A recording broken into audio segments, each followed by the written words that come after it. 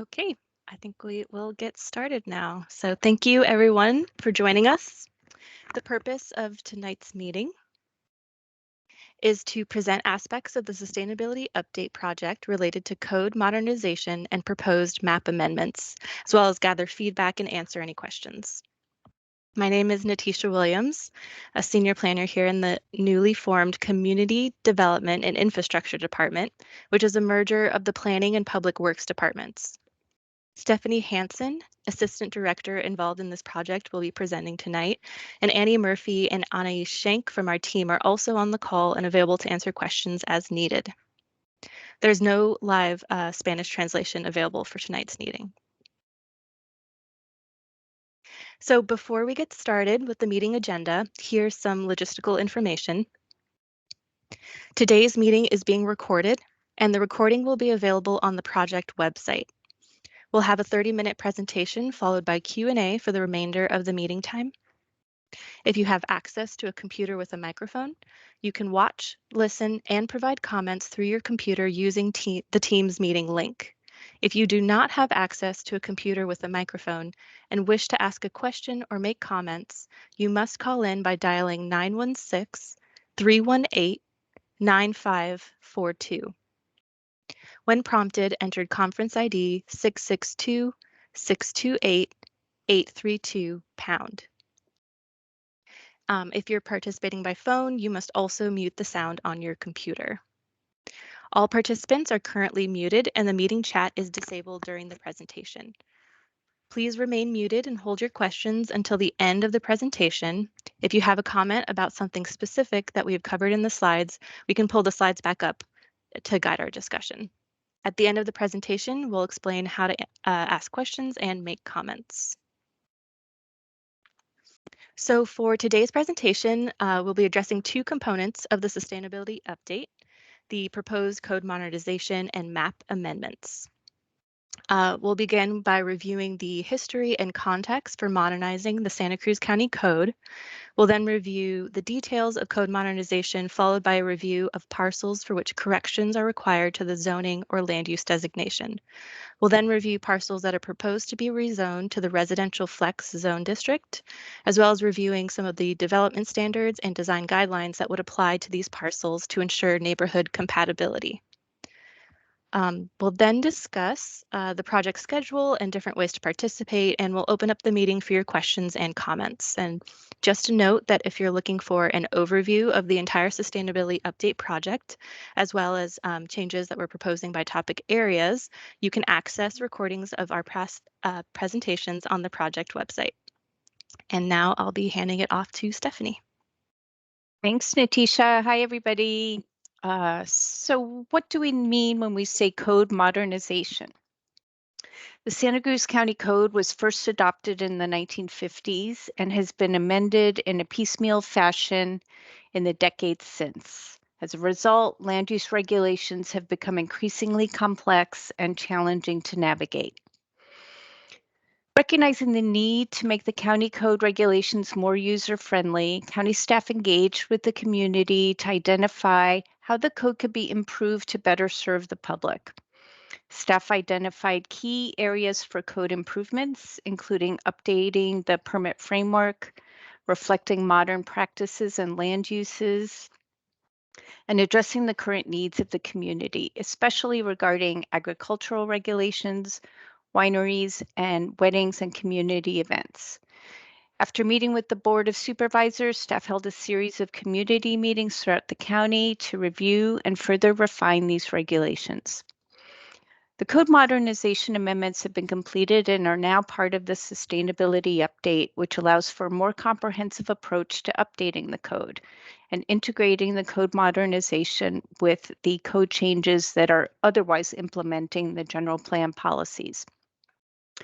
Tonight's meeting focuses on code updates and organization and on new codes for weddings and community events, changes to the agricultural regulations, and changes that implement general plan policies, such as circulation and parking code updates, were reviewed in earlier meetings.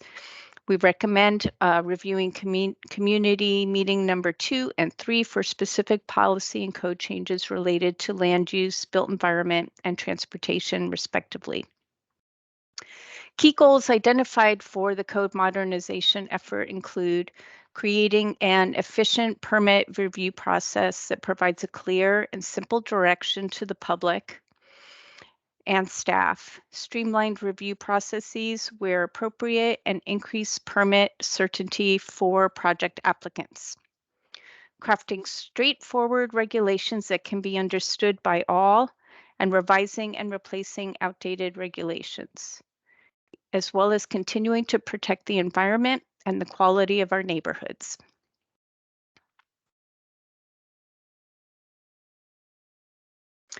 The most significant change proposed to help modernize the code is the introduction of a new permit framework. Currently, county permits are approved and approvals are categorized by processing levels, from minor development and use changes that only require administrative approvals at levels 1 through 4, to more substantial projects that require public hearings at levels 5 through 7.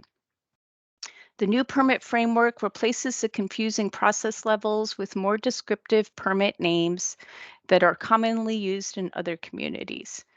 The new framework replaces existing permit terms with 2 types of permits: use permits for projects related to land use, and site development permits for projects that propose a physical change in the environment.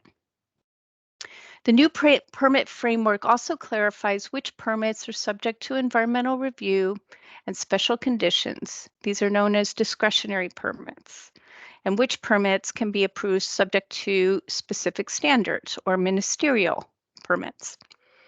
Secondly, the framework now includes more descriptive terms for permits and processes based on the intensity of proposed projects.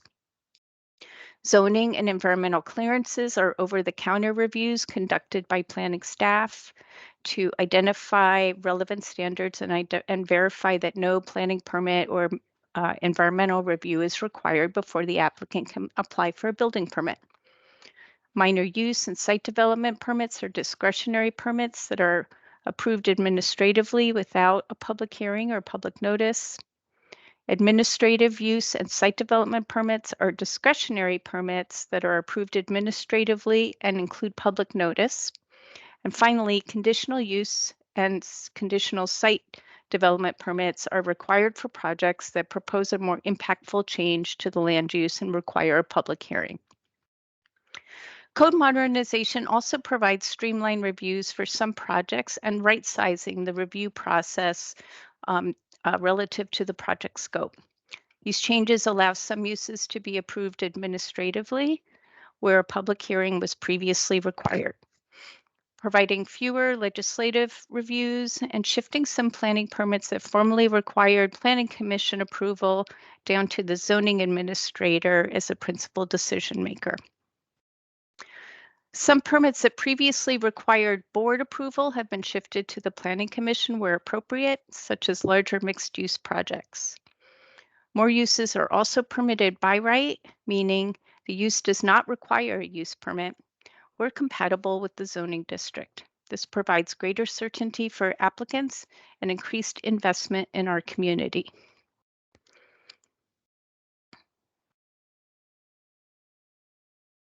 So we'll talk a little bit about weddings and events. Requirements for commercial weddings and community events on private, residential, and rural properties are clarified. 2 new code sections establish new permit requirements and standards for these events. To clarify, these regulations specifically address commercial weddings. They would not apply to a single family event or non-commercial celebrations. A new code section regulates commercial weddings on rural and agricultural properties located outside the urban and rural services lines. The primary goal of these new regulations is to limit impacts of these events related to adjacent properties and the surrounding neighborhood, as well as preserve the primary use of these rural parcels. A new code section allows commercial weddings as secondary use on properties where the primary use is either residential or a winery or brewery. There's also special allowances for commercial weddings on vineyards. The new section establishes new approval procedures and standards for commercial weddings must follow, including a minimum parcel size of 8 acres, a pre-application neighborhood meeting, approval of a 3-use conditional use permit, which can be renewed. And the use permit would also establish specific limitations on the events themselves to minimize the impacts on the neighbors. These limitations may be event hours, amplified music, parking requirements, and the like. For community events, new regulations and establish similar requirements for events on private, residential, or agricultural property. Proposed amendments provide streamlined review process for community events while protecting neighborhood properties. New regulations would allow 1 event per year with amplified music and up to 2 events per year with approval of a minor use permit. Events would also be required to notify owners and occupants within 500 feet of the event, restrict hours of amplified music consistent with the county's standards, meet sanitation and parking requirements, and establish a maximum number of guests based on the size and other physical characteristics of the property.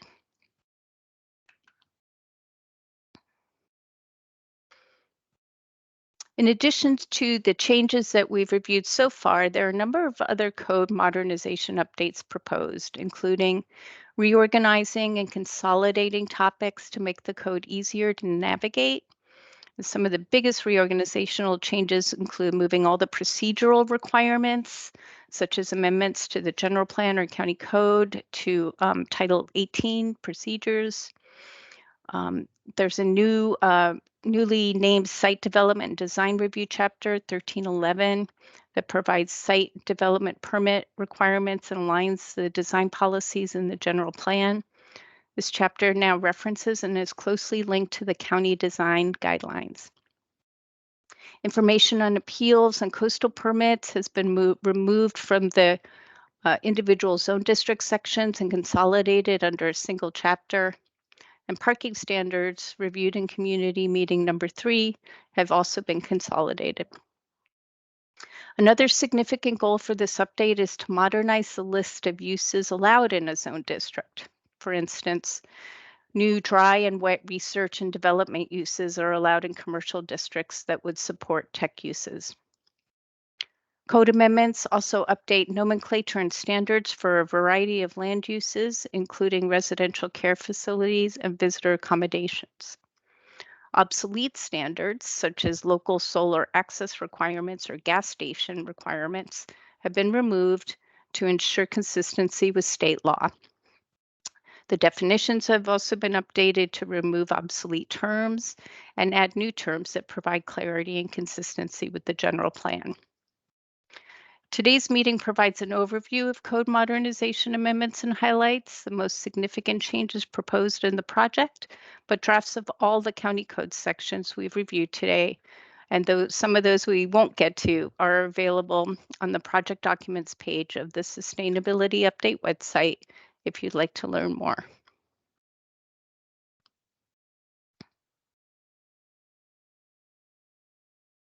Okay. Now we'll talk a little bit about the proposed map amendments that are included in the project. The sustainability update includes general plan and land use map and zoning map amendments to 23 selected parcels throughout the county. There are 2 types of land use changes. The first type are amendments to eliminate inconsistencies between the general plan and the zoning maps on 13 parcels. The county is required by state law to ensure consistency between the general plan and zoning maps, and no intensification of land use is proposed or would result as due to these corrections. The second type includes targeted rezonings along transition corridors to implement the new urban high flex general plan land use designation and its associated zoning district, the new residential flex zoning district. First, we'll review the map consistency changes. The maps on the right of this slide show parcels in the Mid-County area that are proposed for correction.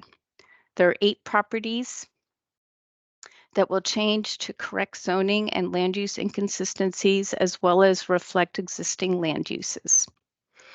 2 parcels on Bromer Street with assisted care and supportive housing will change to residential multifamily zoning to match their general plan designations. 2 parcels along Soquel San Jose Road will change from a mix of residential and public facilities zoning to just public facilities zoning to match their existing land use, which is the Soquel Cemetery and associated uses. 2 parcels up on Laurel Glen Road that are partially zoned for commercial will have their general plan designations and zoning cleaned up to recognize the rural ag and residential land uses. And finally, 2 parcels on Glen Haven Road will have their general plan designations amended to match their zoning and designated agricultural soils. These maps show the changes in North County, 1 in Davenport and 4 in South County.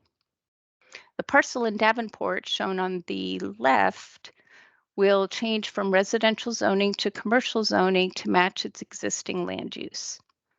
In South County, 1 parcel in the La Selva Beach area will change from public facilities to residential to match its existing land use.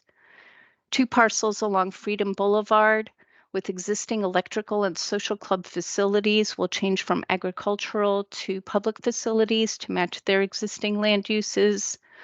And a portion of 1 parcel up on Hames Road, where an active winery is located, will change from commercial agricultural zoning to just agricultural zoning to match its general plan designation.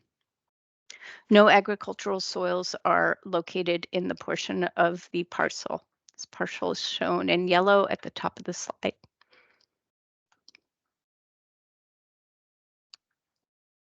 Some parcels have been identified for rezoning to residential flex, the proposed higher density zoning. Santa Cruz County, like most jurisdictions in California, is experiencing a housing crisis of both supply and affordability. One of the goals of the sustainability update is to provide a variety of housing options for all people living in the unincorporated county. The residential flex zone district will accommodate multifamily housing made up of smaller units for workforce housing, seniors, students, and for those just wanting a smaller dwelling unit. This represents a more affordable housing type that's missing in Santa Cruz County. These units would be appropriate near and along key corridors where transit and other services are available, or located near major employers such as Dominican and the colleges. Establishing this new zoning district will also be instrumental in helping the county to meet its 6th cycle Regional Housing Needs Assessment, or RHNA. The unincorporated county has been allocated approximately 4,600 units to accommodate in the next 8 years. The sustainability update lays the groundwork for the RHNA in several ways, and the project also includes rezonings to 10 properties to start to implement this new housing option along major transportation routes, namely Soquel Avenue and Portola Drive. The rezoning of the parcels along Portola Drive to Res Flex also helps to implement the community's vision for the Pleasure Point commercial corridor to include workforce housing as expressed in the 2018 corridor study. This zone district provides higher density in the range of 22 to 45 units per acre. Based on recent housing projects, the county expects that most applications from private developers would be set at the lower end of this density range. The map on the left shows the Thurber Lane parcel located at the northeast corner of Soquel Drive and Thurber Lane. The property is currently zoned neighborhood commercial and professional administrative office. The map amendments propose a mix of residential and commercial uses on this parcel to support medical uses within the Soquel Drive corridor. The northern portion of the site is targeted for rezoning to the residential flex district to accommodate workforce housing, while the southern portion would be rezoned to community commercial, which accommodates a range of more intensive commercial uses, from neighborhood serving uses like offices and restaurants to visitor serving accommodations such as hotels. The map on the right shows 9 parcels located along Portola Drive that are now primarily zoned for a variety of commercial and other uses. These sites would be rezoned to residential flex to facilitate a transition in this neighborhood to a mix of multifamily residential units interspersed with neighborhood commercial, consistent with the vision for the western portion of the corridor in the Pleasure Point vision and guiding principles. Next year, as the county works through how to accommodate our full RHNA forecast, additional properties along transportation corridors will likely be identified for rezoning.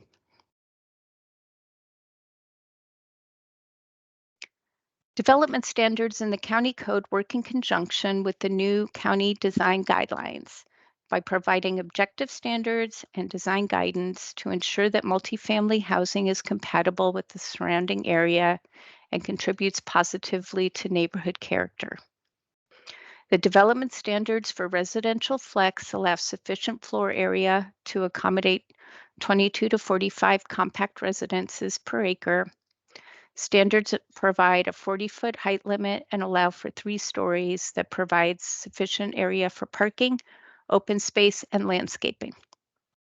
Setbacks are required at all property lines, providing privacy, light, and air for residential properties. Trees are required within front setback areas, contributing to the urban forest and the beauty in the neighborhood. The design guidelines provide qualitative guidance for the designs of buildings and sites. The purpose of the design guidelines is to ensure that development is appropriate for the surrounding context and provide transitions to adjacent development. The guidelines provide a flexible approach for meeting design goals while providing many illustrated examples and creative approaches useful for planners, property owners, and architects. Special design guidance is provided for multifamily development to ensure compatibility with adjacent sites. Recognizing that adjacent properties may include 1- and 2-story buildings, standards require that taller portions of buildings be provided in the center of sites and that 50% of any 3rd story be set back an additional 5 feet from property lines. This helps to reduce the appearance of height and mass of new buildings and can also provide additional privacy for transition to adjacent properties.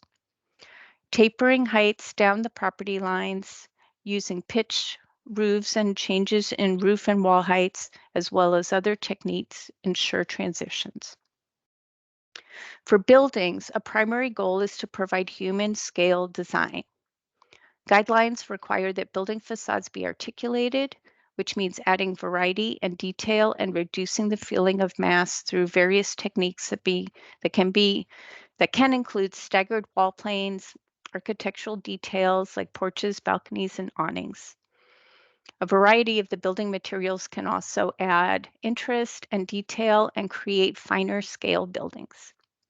Surface parking is required to be located in the middle or the rear of a site where feasible, providing for more attractive streetscapes. Front setback depths are encouraged to match the adjacent properties in residential areas. And for units facing a street, entrances are encouraged to be directly from the street. Landscaping is encouraged within the setback for privacy.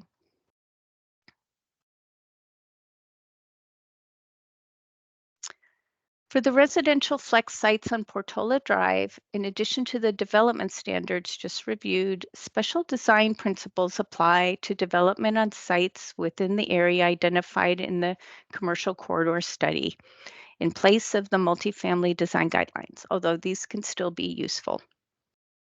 The illustration on the bottom left of the slide shows the parcels within the corridor. The design principles taken from the Pleasure Point study, as provided in Appendix B of the guidelines, ensure that development fits within the community vision for the corridor. The vision describes Portola Drive Commercial Corridor in part as, quote, a place characterized by buildings with varied architectural styles and sizes, compatible with local character, interesting open spaces, and with attainable workforce housing, unquote. Recognizing the eclectic architectural character and beach aesthetic, the design principles require incorporation of natural materials. On the north side of Portola, new development would need to provide views of the mountains to the north, which can be done in corridor views. To minimize the appearance of building mass and maintain a human scale along Portola, the design principles require that building frontages on Portola be articulated, or that third stories along Portola be stepped back from the lower floors. Parking would be located in the back. To minimize the appearance of building height, taller massing would be located in the center of the parcel.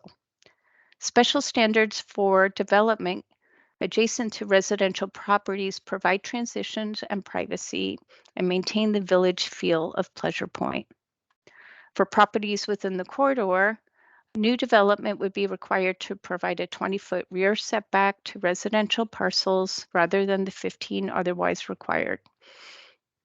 The design principles also require an additional 5-foot setback for any third floor adjacent to residential sites. This translates to a 10-foot side setback for any third story abutting a residential property and a 25 rear setback for a third story abutting a residential property. Guidance in the county design guidelines require landscaping, and sustainability will also apply within the corridor, including use of landscaping in corridors to create shade and inviting pedestrian experience, and incorporate sustainable features in building and site designs such as solar energy and rainwater cisterns. As noted at the community meeting number 2, Pleasure Point Commercial Corridor Study also included streetscape concepts for Portola Drive.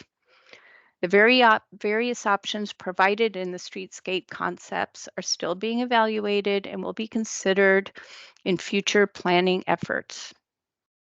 Now, Natisha will talk to us a little bit about schedule and how to participate further after tonight's meeting. Great, thank you, Stephanie. So we want to take a moment to go over the timeline for this project. The draft general plan amendments, county code amendments, design guidelines, and map amendments were made available on the project website at the end of February and are available for public review right now. You'll be able to review and comment on these documents throughout the public process and until the documents are adopted and certified. This evening's meeting is one of a series of community meetings which are scheduled through May 9th. The draft environmental impact report was released on April 14th and is available for public comment until May 31st.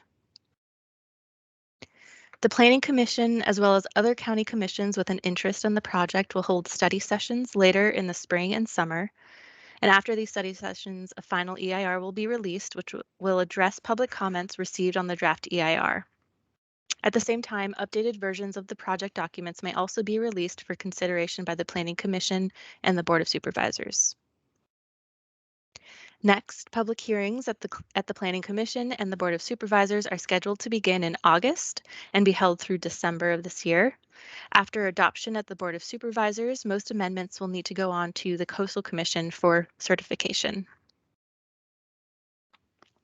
And the slide shows a schedule of the series of community meetings. After tonight's presentation, there will be one additional virtual meeting to review the draft environmental impact report, and that is scheduled for May 9th, beginning at 6 p.m.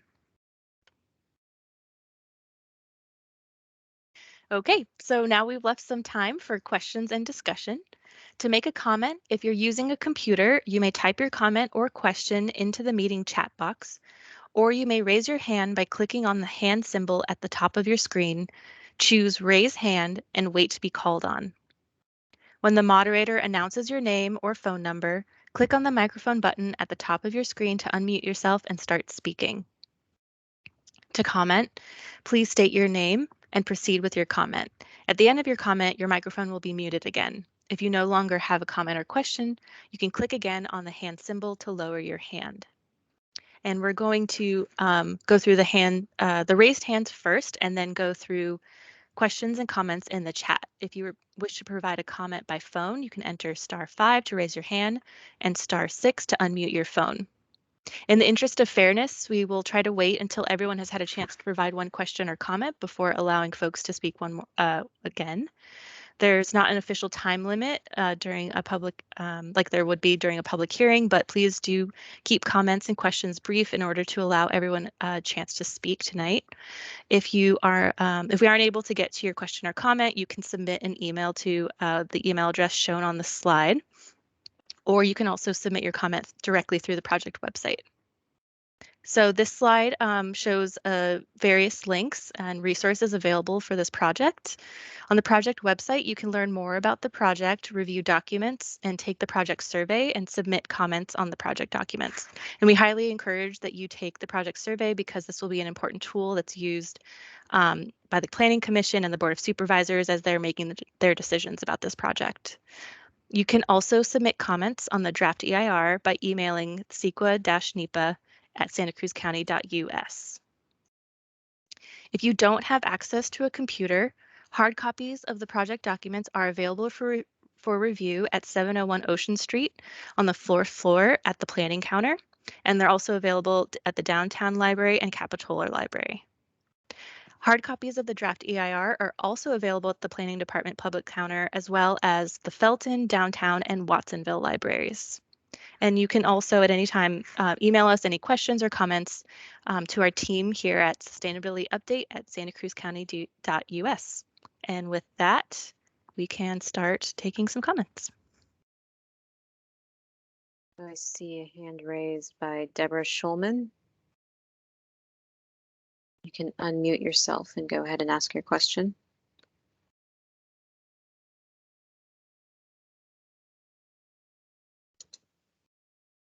I don't think I can unmute you. You're going to have to unmute yourself. There, can you hear me now? Yes, now we can hear you. Okay.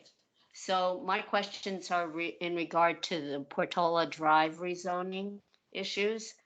I live a block from Portola in the nearby neighborhood, and I'm very concerned about 45 units per acre. It's my understanding with a density bonus that a project can go up by 50 to 80%, which means there could be more than 200 units per acre.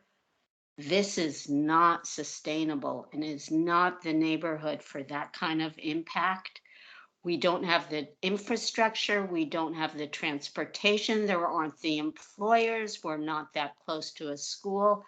I'm very concerned.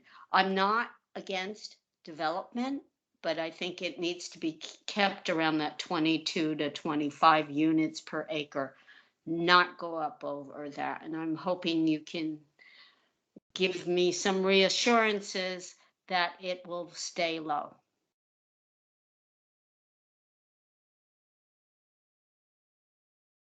Deborah, thanks for the comments. Right now, the range provides the density provides a range. When I talk to people about a higher density development and residential flex, I think it's really important to not overly focus on the number of units per acre. What's really important to focus on is that there are standards that have to be met. There's height standards, there's parking standards, there's lot coverage, there's quite a few standards actually, setbacks that need to be met, the control for the height and mass of any building. So the number of units is really going to be more of a function of how big those units are within that building envelope. And I encourage people to think to look at the countywide design guidelines and the code regulations, and to think about it in those terms. That is not that helpful, because until we know how big these units are going to be, and if it is possible for developers to get density bonuses, which can increase the project size, I'm still anxious, and I don't think I just speak for myself. Thank you for the comment. We'll note that.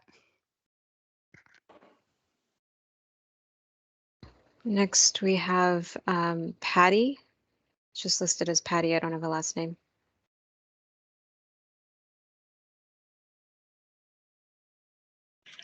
Hi, thank you for taking my questions. I have two quick questions. At this point, how many project surveys have been turned in by the public? In the first workshop, you mentioned approximately 30.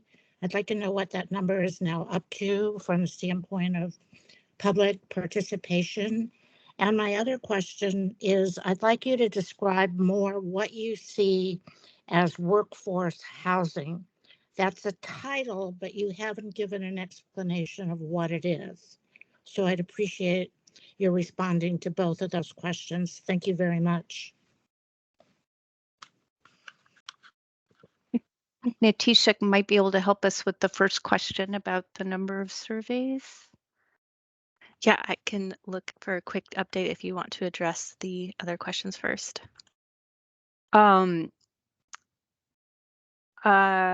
Yes, I would love to address the other question first. Patty, would you say one more time what it was for me?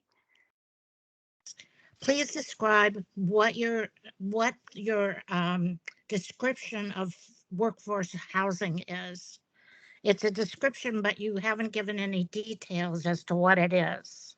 Yeah, that's a really good. I mean, we're all workers. Right. I think the idea behind workforce housing is that you may have people who are more singles or have smaller families who aren't really looking for a 3 or 4 bedroom single family home, who would like to be close to services and transit and their place of employment. And so the concept behind workforce housing is to be able to provide that kind of missing element within the community that may help people locate closer to work, and also may reduce our transportation impacts as well. Great. And then for a quick update on the survey, we received approximately 140 surveys. Thank you. I can just add to Patty's comment as well that another idea of the Res Flex Zone District is to have standards that support more compact units, and the intention is that those are more affordable by design, so maybe more affordable to, you know, the workforce in general.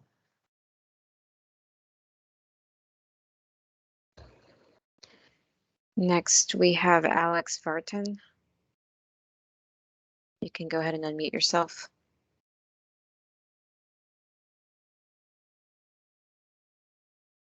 Hello, hi.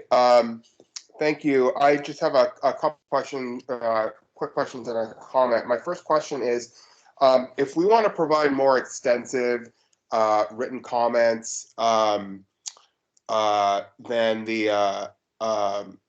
just the form on the website or the survey, what's sort of the timeline for that? What would be a deadline, if there is such a thing as a deadline? And is it appropriate to send that in reference to the EIR? Because I understand that that's a 45-day comment process, but I'm just a little unclear. If I want to provide comments on the whole plan, from the general plan to the code updates, what's the best format to do that? Thank you. That's a good question. There are two ways to comment. And the EIR has its own comment along with the designated comment period, as Alex mentioned, of 45 days. And up on the screen, you can see there's an email, CEQA-NEPA at Santa Cruz County, US. Use that for the EIR. If you want to comment on the project, the best way is to email, and that's the last email on the slide, sustainabilityupdate@santacruzcounty.us. It's a regular email, so you can go as long as you want and talk about all the project elements. Okay, but the EIR comment process is its own. Presumably that has, a protocol in CEQA that's separate. I guess I can just send them to both, but that would be, the comments would be associated with the EIR process. Yeah, we'll talk itself, I about the guess, EIR at the next meeting. well. So if you have comments on the EIR, Okay. specific impacts related to aesthetics or greenhouse gases or all of the elements that are addressed in the EIR, then you'll want those comments to go to that CEQA NEPA email within that 45-day comment period. That's very specific. Now, you also asked me, and I don't think I got to this, about the timeline for just regular comments on the project. Yeah. We're going to continue to accept them through the Planning Commission study sessions and adoption. There's public hearings. So I think the best thing to do is to get those comments in before the public hearings start. So the Planning Commission will probably be looking at this in the end of May, June, July. And if you can have your comments, in there by then, then the Planning Commission will get to have a look at them and consider them as they're heading into public hearings. Sure, and the study sessions are separate from the public hearings, and are the study sessions publicly viewable also? Mm-hmm. Yep, they are, and you can participate as Okay. well. They're just not formal public hearings that have noticing and other requirements. Okay, so those are my questions. And my one comment before I let other people talk is that it's some of the discussion with the res flex zoning and the unit count, I think is a little it's a little overdetermined, because I feel like this density 22 to 45 units an acre, also with reference to small units, workforce housing. I just looked up the Shearwater apartments on Portola, which are very old, and they're only 2 stories, and there's a lot of green parkland grass around it, and that's the apartment complex across from KSCO. That's between 24th and whatever. That's 70 units on 2.5 acres. So that is almost 30 units to the acre. I don't think anybody would consider that a dense project, and that's also, as far as I know, it's not studios. There's 1 and 2 bedroom units there. So, I understand there's concern with the density bonus and getting up to 80 or plus units per acre. But, 45 units per acre with 3 stories does not necessarily have to be small studios. And I don't think we should expect it to be, with also, the need for, much larger and diverse, housing for families and condos and this and that. I think a lot of people, are concerned with some of these very dense SRO and studio units, like the 831 project and some of the other projects downtown, and fairly so, and understandably so, when they're just these big 4-story, 5-story buildings, and there's just a bunch of tiny studios in them. But I just, my just comment is when in the plan, and also when we're communicating as examples and such, it's not necessarily, doesn't have to be true that it's just workforce housing or these small studios. And in reality, I don't think these unit counts and these densities are really all that dense. Comparable to what we see downtown and elsewhere. So that's my own just a comment about some of the res flex stuff. Thank you, Alex. So the next raised hand I see is Adam Haverstock. Hi, this is Adam here. Thanks so much, Natisha, Stephanie, and I think Annie's the new face. Thanks for taking the time on this. I'm sitting to you live from across from the Thurber Thurber Parcel. I am the hound. You're talking to the guy that's staring out the window right now at the deer this evening. And I have been here about 20 some odd years. And what's interesting is I just want to get some history on it. This parcel, I forget the acreage of it, but it was zoned for high density, I want to say around 12 years ago.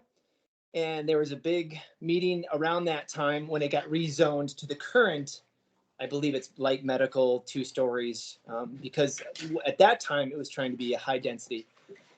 And there was tremendous neighborhood pushback because of the gardens and the traffic here and the concept of, and sorry, respectfully to Alex, any developer that does this is going to push 45 units or higher, and anyone that thinks otherwise is kidding themselves. I'm sorry. I'd love it to be nice and pretty and not that, but we all know what's going on in this county.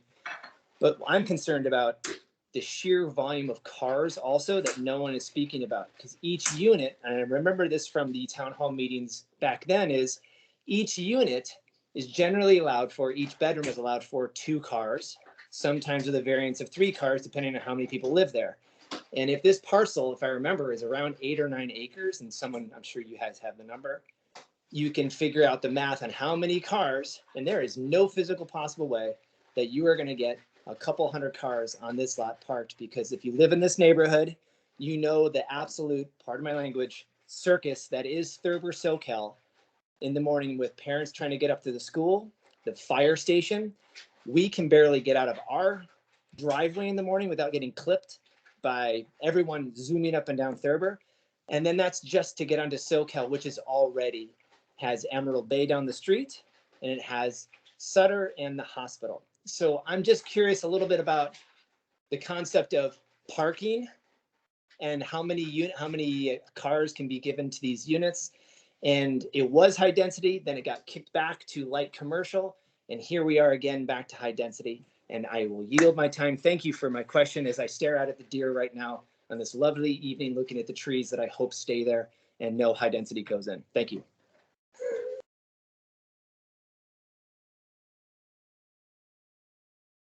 Thank you for the comments, Adam. It's certainly interesting to have a perspective on the history. We haven't talked a lot about traffic and parking today. We had a community meeting, number 3. I don't have the date in front of me, but you can find, that was on access and mobility and transportation issues and parking, and you can find the recording of that on the project website. So I'd encourage you to have a look at that. We're not proposing any developments here. So we're just kind of setting the policy and the code for them. And I don't know if I had a chance to make that clear, but I wanted to. So it's important to note that once a development is proposed, it would need to offset its impact. I totally hear you about the existing issues out there, and we know that they exist, and there are some very important projects happening along SoCal that will provide some relief in the not too distant future. But I wanted to just suggest that every project will have to offset its impacts so that they don't make transportation worse. And wanted to just see if Anais had anything she wanted to add about transportation and parking. Hi, thank you. My name is Anais Shank, and I work in the policy section. So we are definitely aware of some of the issues along SoCal and the potential for increased vehicle usage of Thurber, as well as some of the other secondary streets that connect to SoCal with the plans that are in the land use plans in the general plan. It is a 20-year plan. We have a number of corridor type improvements, shall I say. We don't have specific improvements that we know will solve the problem, but there's Public Works does studies to look at congestion and intersection level improvements. And even though we are moving towards looking at the amount that people drive and the number of trips that are taken, we are still concerned with congestion and the number of vehicles that are on the roadways. So Thurber and that whole area between where the two SoCals meet and 41st is definitely of concern to the county and is something that we're looking at in our long-term plans for additional future improvements to help with alleviating some of those congestion issues, as well as the conflicts, shall I say, that come up with regard to turning. Yeah, there's already 22 units going into the left of us right here, 100 yards up. So there's already another high density going in right here. And so across in that, you guys are talking about putting in, you know, like I said, I can't remember the acreage, but if there's just no physical space for these units, for these cars, and the amount of traffic. I'm staring at all the cars right now, and it's 7:30, and that's got to be a part of this plan. I know you're talking, it's just a general guideline right now, but this is significant. You guys know it. There's just no space for this at this parcel. Sorry. Thank you guys so much for your time. Thank you. So the next person we have in line to speak is Dave. You can unmute yourself. Hello. Hey, this is Dave. I live in San Lorenzo Valley, and I was just wondering what the plan was to clear up some of the zoning conflicts. Like, for instance, my property, I'm trying to rebuild a house that was burned down, and general plan calls for residential, and the county zoning is commercial. So I've been having a really hard time getting anything done.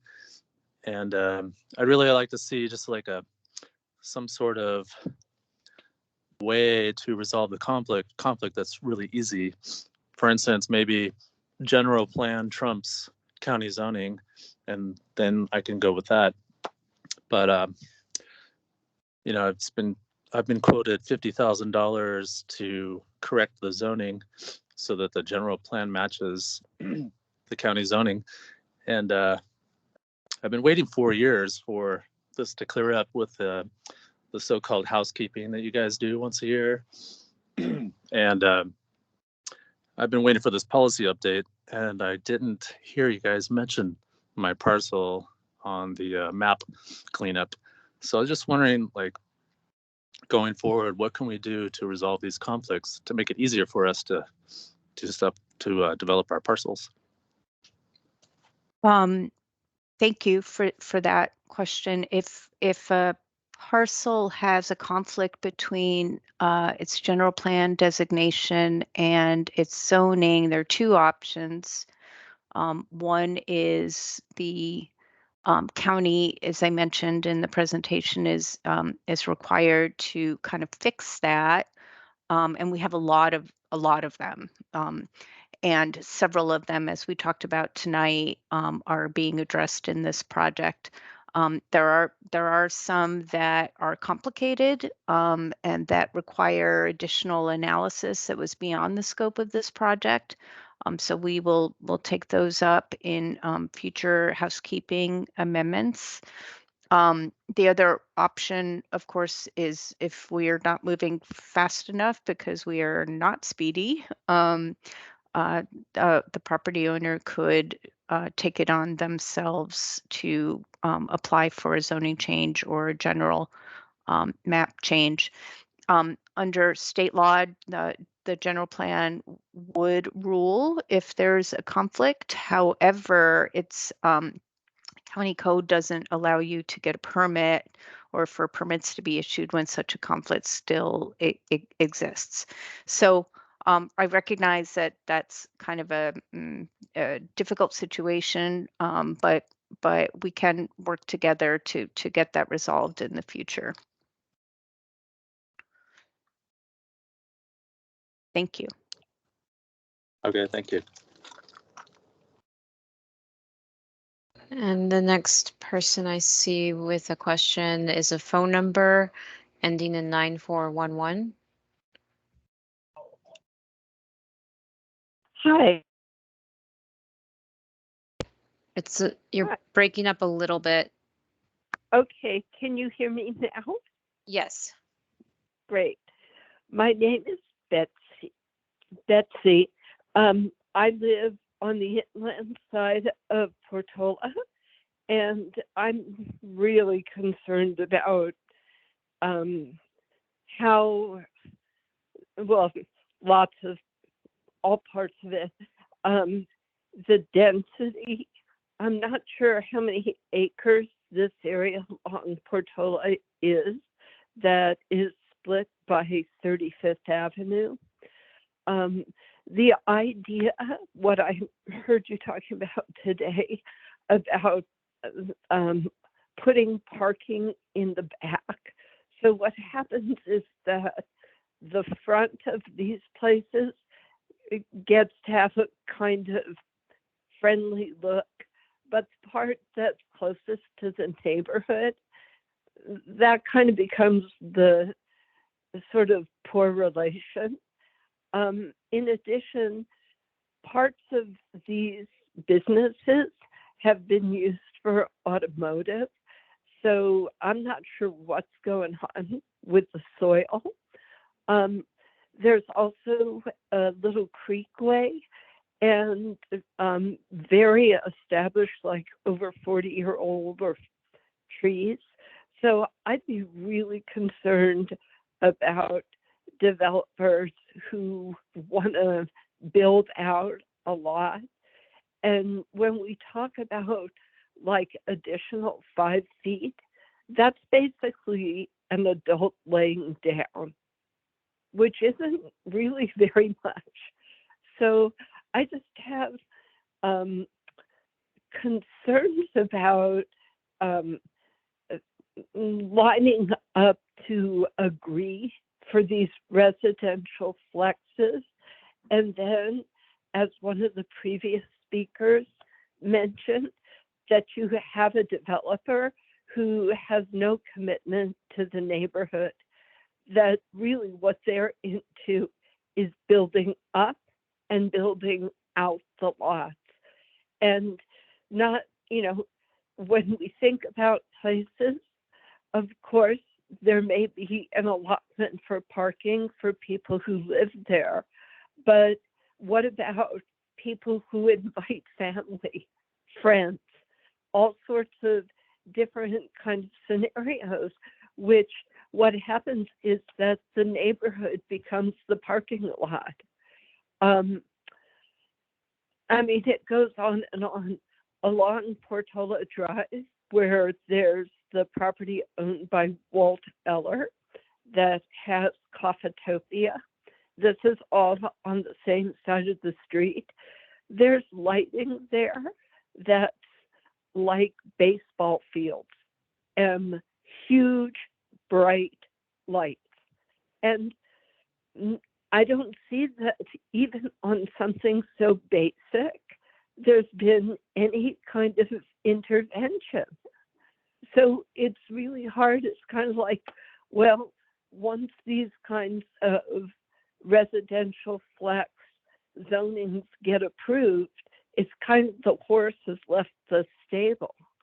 So I'm just very concerned that these rules get made and then it looks like there's going to be an opportunity for a lot of neighborhood involvement, but I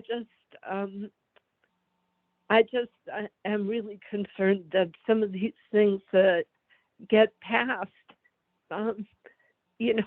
nobody but the neighborhood is set up to absorb the real impact, the day-to-day impact.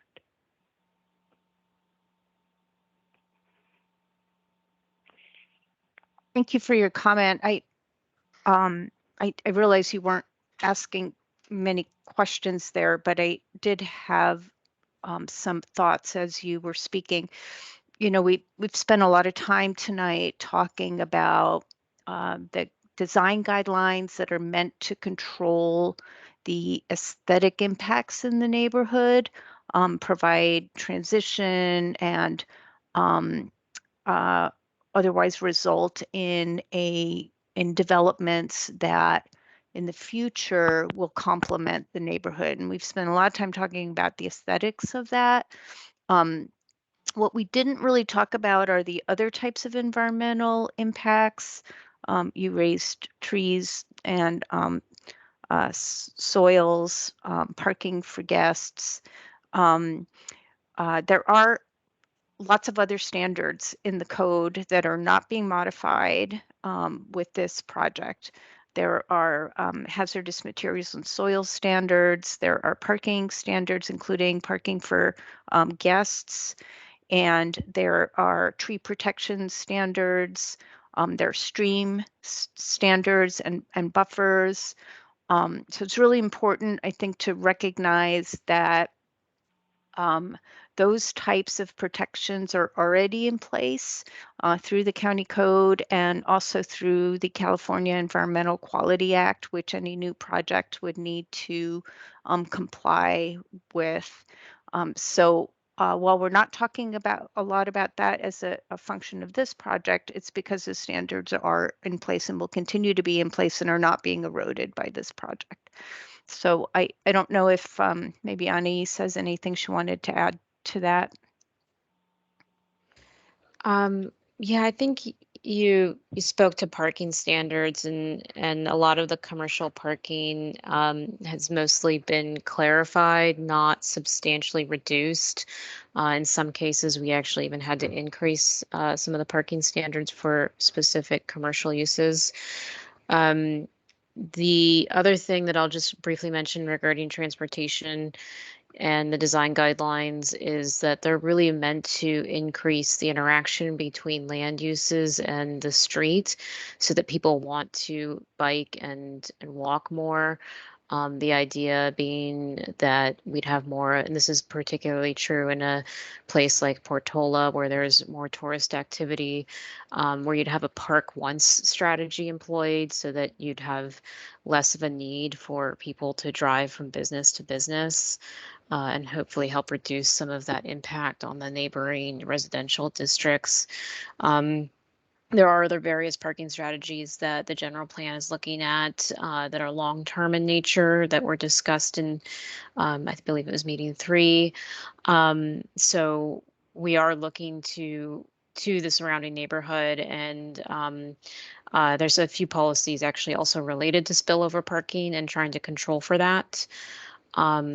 So we do definitely understand the relationship to residential right around commercial, and where there are more impactful commercial uses, there are zoning requirements in place for buffers so that they're not right up against the residential uses.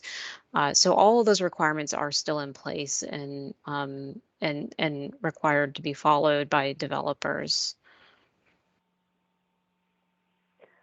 Thank you, Anise. Thank you. So it's possible to get involved and be able to, I know it's a bigger dive, given that there are certain things already in place, like tree stream standard buffers and those kinds of protections. Is there a way to get involved? So maybe you'll touch on that later. So that as part of the public, I can share this with my concerned neighbors. Yes, there are multiple opportunities to get involved, and there are upcoming sessions at the Planning Commission where people can learn, continue to have public input. We've had several community meetings, Betsy, and I don't know if you've had a chance to attend any of them prior to this one. But all of the meetings were recorded and are available on the project website so that you can look at them at any time and learn more about the project. And project website also has a lot more information on it than we're providing in any one of these meetings.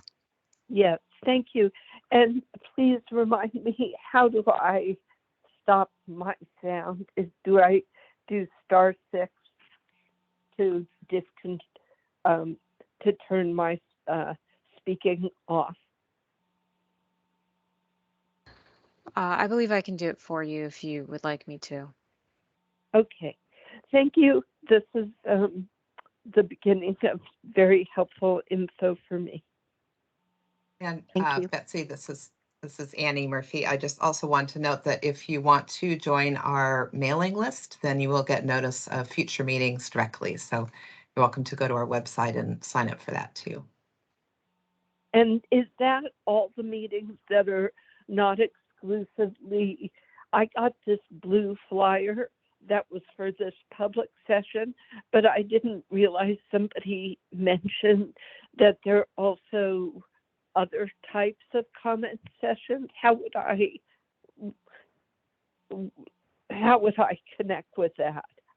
I'll write Stephanie and find that, out. and I can help you with that. Yeah, we'll get you signed up. Thank you both. Thank you. Thank you. So our next caller is the phone number ending in 2915. You can go ahead and unmute yourself.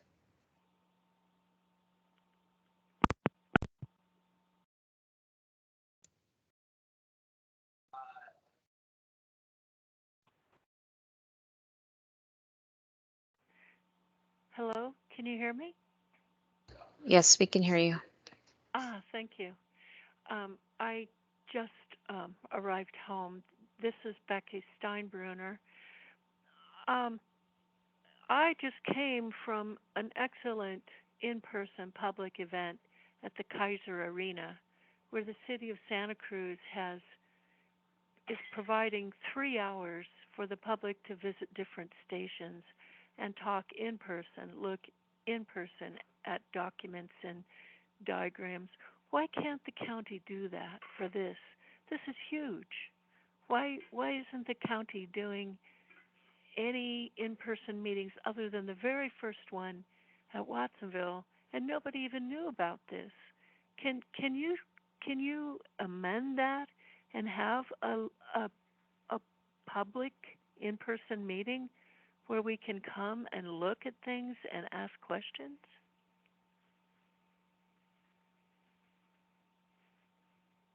Hello? Hi, Becky. Thank you for the comment and question. Right now, all of the community meetings are scheduled to be virtual. We realize we're in a period of transition where some people are comfortable going to open houses, but a lot of people aren't. And so we stuck with this format, not knowing what would be happening with the pandemic. And but there is a chance as we move forward into the Planning Commission study sessions and their public hearings and the other visiting other commissions as well for study sessions, that some of those meetings will be in public. But we'll note the comment. Thank you. Well, I hope that it will be made available to the public. This event was very well attended tonight, and some people were wearing masks, some were not, but it was an excellent informational session, and it's 3 hours long, not, an hour and a half. But I'm grateful for this time. Don't get me wrong. It's so difficult to try to read a screen and figure out what people are talking about and piece it together and ask questions. And this is such a massive, massive document, and the process is very, very important. So I hope that even when the 6 scheduled meetings, which I think the last one is going to be actually the one for the EIR, which certainly should be in person, that it can be in person at a time and a location that people can come and really look at it and ask questions. So that comment being registered, I have looked at the code. The one that caught my eye is the combining districts. In it is on that chart, Chapter 13.10, zoning regulations, combining zone districts. There are some vague things, and I don't know where to go to find the actual changes. For example, Chapter 13.10.441 through 443. Oh gosh. I wrote it down wrong. 441 through 443. All it says, statement of intention. Board of Supervisors has agreed not to rezone the property in the foreseeable future. But what property is that? Why isn't that identified in that? And where can I go find what property this relates to? Sure. This project is not making a lot of changes to the combining districts. That's one of those code modernization fixes where the combining districts were listed in a couple of different places, and we've just kind of put them together. Following that table, if you look at the existing county code, are all of the regulations related to the combining districts, or just follow after that table, I think. So you can find those in the existing county code, and I don't know if you have access to a computer that would allow you to visit the county's GIS system, but in that system you can look up all the zoning on any parcel, and it will tell you if a parcel has a combining district on it, such as that intention combining district that you were mentioning, and so you can see that way which parcels might have it. But the reason why there isn't a lot of information in this project is because we're just not making a lot of changes there. I see. So I am sitting in front of my computer. It doesn't like the GIS. It's just too much for it to do.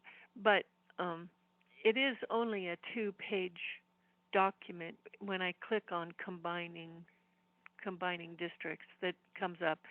And so are you telling me then that the only part of that is going to be changed are those sections on that 2-page document that are underlined? Yeah, I mean, we're really just combining lists as in this project. Unless any of the team can think of some other combining district thing that we're doing, yeah, we're not making changes in those areas at all. Okay. Oh, Annie, you're muted. So then for example, the last one in the table, chapter 13.10.491 through 493 has to do with Watsonville utility prohibition. That is all underlined. So I'm assuming it's new, or has it just been moved from somewhere else? Because it talks about the city of Watsonville, west of the city of Watsonville, to protect farmlands and environmentally sensitive areas in the coastal zones west of Watsonville. I'm also aware that there is a parcel or two along Freedom Boulevard west of Watsonville, one of which is the Filipino Center that is scheduled to be rezoned. So can you explain to me how that dovetails with this Watsonville utility prohibition, and yet we're going to rezone something that is in the ag area? Well, that Watsonville Combining District is related to a memorandum of understanding that was executed many moons ago between the county and the Coastal Commission and the city of Watsonville. It had to do with the expansion of Watsonville High School and development along Harkin Slough Road. It addresses a very specific area, and what you see in that list of combining districts is just referencing the document. It's and the combining district. It's not making changes. It's not new. And not every parcel within Watsonville has that combining district in its zoning. So for instance, the 2 parcels along Freedom Boulevard are not in that area. And even if they were, we wouldn't be removing any combining district. We would just be changing the underlying zoning to reflect the existing land uses. So I hope right. that helps. Yeah, it's So the that MOU addresses- is Yeah, MOU is an old, the Memorandum of Understanding is an older document. You can actually find it, somebody help me out, you can find it as an appendix to the general plan if you'd like to read about it. I just can't recall which appendix it is. I would, because that's Pajaro Valley High School, and I'm a volunteer there. And I would like to know more about that. ESHA, I think it's called, and things like that. Is that what that is, with protecting the farmland around Pajaro Valley High School, that new high school? Yeah, it's complicated. It addresses a lot of different issues, but the MOU remains intact. And specifically, we've attached it as one of the appendices to the new general plan. So I think you can actually find it on our project website. And Yeah. Natisha's going to tell us which appendix it is. Yeah, so And that's Appendix I. Oh, sorry. No, go ahead. And it's available right now. If you go to the project website on the project documents page, it's available listed under the general plan appendices, Appendix I. Okay, thank you. And just to Thank clarify what Stephanie said, the that table of combining districts that you were looking at, the reason why the Watsonville combining district was added to that, it was just missing from the table, but there actually are no changes to the regulations for that combining district. So it's just a cleanup, basically. Okay, all right.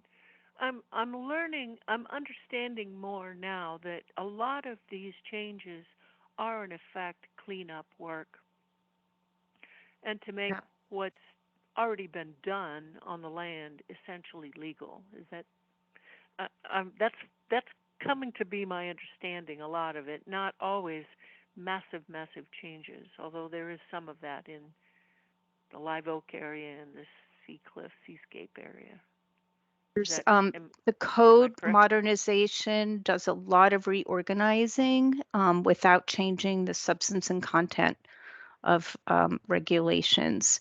And the map amendments on 13 of the parcels are really just meant to clean up the inconsistencies between the general plan, zoning, and the land use.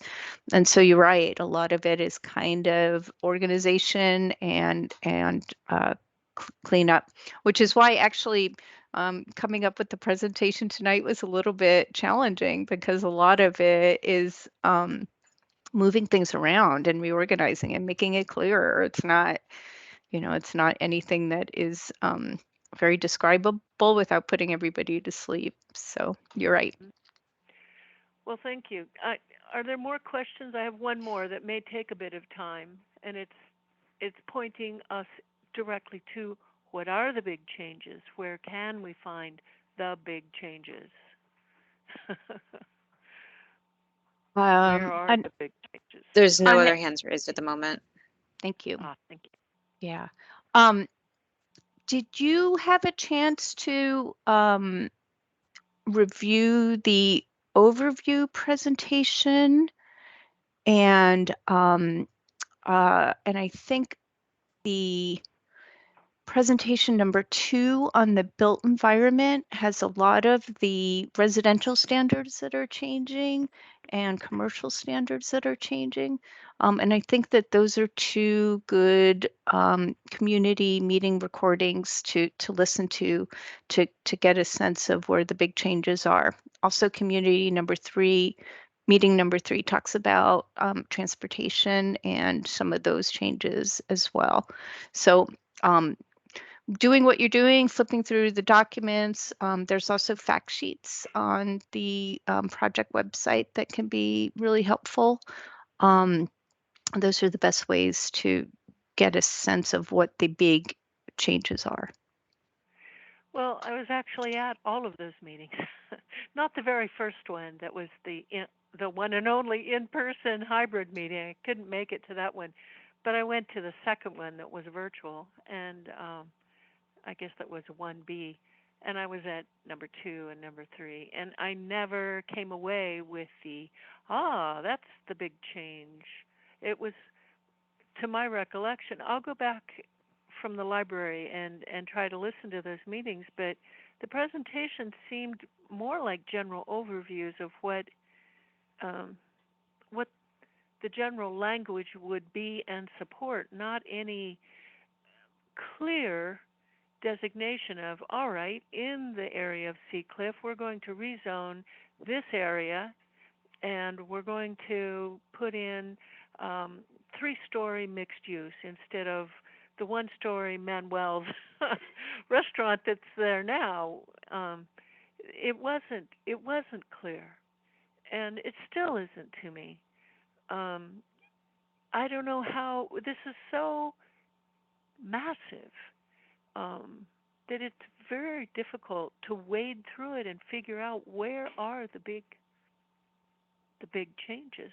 In the early map, I did see the lavender area along SoCal Drive, and that kind of swooped out into Seascape and Seacliff and a lot into Live Oak, but it wasn't clear, and you couldn't really see on the map of indicating density, high density, res flex area, exactly where they are. The maps are not readable unless there's some way you can magnify them. My computer doesn't do it. The library computer doesn't do it. So it's very difficult to see and understand exactly where we would see big changes coming about and how to comment on that. Well, in terms of locations, that's what tonight's meeting was about, and where the residential flex might be located. A lot of the, I will say this, I know there's concern over residential flex, which is, I'd say, one of the bigger changes, biggest maybe. A lot of the changes are smaller. They're incremental. They're tweaking standards just a little bit. And we're not proposing 5, 6, 7 stories anywhere, and we're not proposing major changes to beach areas beyond what we've kind of talked about tonight. This is the biggest part of the change, at least in my opinion. So I'm happy to kind of, if you have further questions, email us and we can try to walk you through where their changes might be. But really, we've, in these community meetings and these presentations, we've really tried hard to highlight what the big changes are. And so I think that's the best way to get a handle on what they are. Okay. Well, I apologize. I came here late, so perhaps you did cover that earlier, and my apologies. Yeah. I was at that in-person meeting in the Kaiser Permanente Arena that was just excellent. You could talk with people and look at things, and so again, I'll voice my comment that I hope that can return to this process because it is sorely needed, especially for the EIR. Thank you Thank for you that. very much for your time. Thank you. And I guess I'll ask if there's any more hands or comments coming in at this time? I don't see any. Okay, I'm going to say last call. If you haven't raised your hand yet and you did want to make a comment, we're happy to hear from somebody who hasn't spoken yet. All right. Well, I think we would encourage people, as I was saying with the last caller, to look at the project website. You can email the project team at sustainabilityupdate@santacruzcounty.us. There are hard copies available of both the project documents and also the CEQA documents. On the project website, go to the Get Involved page. You can take the survey there, or you can submit comments through the comment portal. Also sign up for the email mailing list. And that's really the best way to kind of track additional meetings and opportunities for getting involved.